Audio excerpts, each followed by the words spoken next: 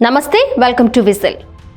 తెలంగాణ జాగృతి అధ్యక్షురాలు తన సోదరి కవిత కొత్త పార్టీ పెట్టే అంశంపై బీఆర్ఎస్ వర్కింగ్ ప్రెసిడెంట్ కేటీఆర్ తొలిసారి స్పందించారు. రాజకీయ పార్టీని ఎవరైనా పెట్టొచ్చని, అయితే పదవుల కోసం వ్యక్తిగత సమస్యలతో పెట్టే పార్టీలు సక్సెస్ కావన్నారు. పిల్లలు తండ్రిని సంతోషపెట్టకపోయినా పర్లేదు కానీ ఏడిపించొద్దని వ్యాఖ్యానించారు. కవిత కొత్త పార్టీ పెడుతున్న అంశంపై స్పందిస్తూ అది ఆమె వ్యక్తిగతమన్నారాయన. ప్రజాస్వామ్యంలో ఎన్ని పార్టీలైనా రావచ్చు, కానీ ప్రజలు ఓట్లు వేయాలి కదా. వ్యక్తిగత బాధలు చూపిస్తే ప్రజలు నమ్మరు కదా. ఒకరిద్దరు వ్యక్తులు జైలుకు వెళ్ళొచ్చి ముఖ్యమంత్రులైనంత మాత్రాన మళ్ళీ అలా జరుగుతుందని అనుకోవడం పొరపాటు. జైలుకెళ్తే సీఎం అవుతారనుకోవడం భ్రమ అని కేటీఆర్ అన్నారు.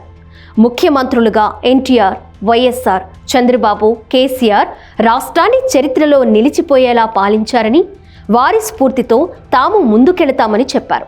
టీఆర్ఎస్ పేరును బీఆర్ఎస్గా మార్చిన తరువాత పార్టీ రాజకీయంగా నష్టపోయిందన్నారు. బీఆర్ఎస్ పేరును తిరిగి టీఆర్ఎస్గా మార్చాలంటూ ప్రజల నుంచి డిమాండ్లు వస్తున్నాయని, ఈ విషయాన్ని కేసీఆర్ దృష్టికి తీసుకువెళ్లామని తెలిపారు. దీనిపై తుది నిర్ణయం కేసీఆర్దేనన్నారు.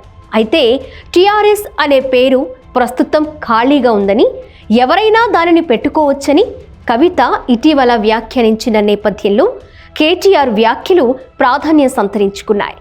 తమ కుటుంబంలో ఎలాంటి పదవుల గొడవలు లేవని కేటీఆర్ అన్నారు. గతంలో తాము చిన్న తప్పులు చేశామని, ఆ లోపాలను సరిదిద్దుకుంటున్నామని చెప్పారు.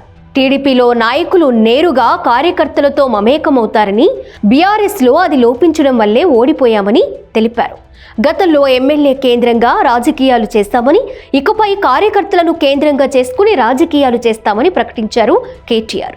ప్రజా సమస్యలపై తాను 2027లో పాదయాత్ర చేపడతానని కేటీఆర్ ప్రకటించారు. 10 ఏళ్ల కాలంలో పార్టీకి ప్రజలకు మధ్య దూరం పెరిగిందని, దానిని తగ్గించేందుకు అన్ని విధాలా ప్రయత్నిస్తామని చెప్పారు. బీఆర్ఎస్ ప్రభుత్వ హయాంలో జరిగిన కొన్ని లోపాలను కేసీఆర్ బహిరంగంగానే అంగీకరించారని గుర్తు చేశారు. సీఎం రేవంత్ రెడ్డి నేతృత్వంలో దాచుకో పథకం మాత్రమే నడుస్తోందని కేటీఆర్ అన్నారు. అందుకే ముఖ్యమంత్రితో సహా మంత్రులు, ఎమ్మెల్యేలు ఎక్కడికక్కడే దోచుకుంటున్నారని ఆరోపించారు.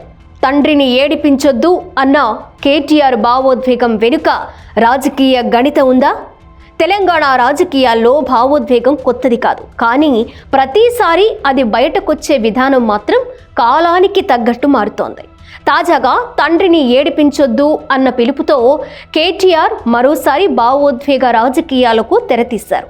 ఇటీవలి కాలంలో ఫోన్ ట్యాపింగ్ ఆరోపణలు, రాజకీయ ప్రతీకార వాదనలు, అధికార విపక్ష మధ్యం పెరుగుతున్న ఘర్షణల మధ్య భావోద్వేగాన్ని ముందుకు తెచ్చి ప్రజలలో సానుభూతిని రేకెత్తించడం ఒక పాత పద్ధతి, కానీ ప్రభావవంతమైన రాజకీయ పద్ధతి. కేటీఆర్ వ్యాఖ్యలు కూడా ఇదే దిశగా సాగుతున్నాయనే అభిప్రాయం రాజకీయ వర్గాల్లో వినిపిస్తోంది. అయితే ప్రశ్న ఇక్కడే మొదలవుతోంది. ప్రజలు భావోద్వేగానికి లోనవుతారా, లేక పాలన, పనితీరు, బీఆర్ఎస్ భవిష్యత్తు దిశను ప్రశ్నిస్తారా? తెలంగాణ ఓటరు గతంలో తన తీర్పుతో రాజకీయ సమీకరణలను మార్చారు. కాబట్టి భావోద్వేగ పిలుపు ఒక్కటే సరిపోదు. మరో కోణంలో చూస్తే ఈ వ్యాఖ్యలు పార్టీ శ్రేణులకు ఒక సందేశం కూడా. ఓటమి తరువాత దిగులుగా ఉన్న క్యాడర్కు మన ఇంకా పోరాటంలోనే ఉన్నాం అనే ధైర్యాన్ని నింపే ప్రయత్నంగా కూడా దీన్ని చూడొచ్చు. ముఖ్యంగా రానున్న ఎన్నికలను దృష్టిలో పెట్టుకుని పార్టీని మళ్లీ గాడిలో పెట్టే ప్రయత్నంలో ఇది ఒక భాగం కావచ్చు. మొత్తానికి తండ్రిని ఏడిపించొద్దు అనే వాక్యం భావోద్వేగానికి మించిన రాజకీయ అర్థాలను కలిగి ఉంది. అది ఒక వ్యక్తిగత భావనగా వినిపించినా ప్రజాస్వామ్యంలో ప్రతి మాటకు రాజకీయ బరువు ఉంటుంది. ఆ బరువును ప్రజలు ఎలా అర్థం చేసుకుంటారన్నది రాబోయే రాజకీయ భవిష్యత్తును నిర్ణయిస్తుంది.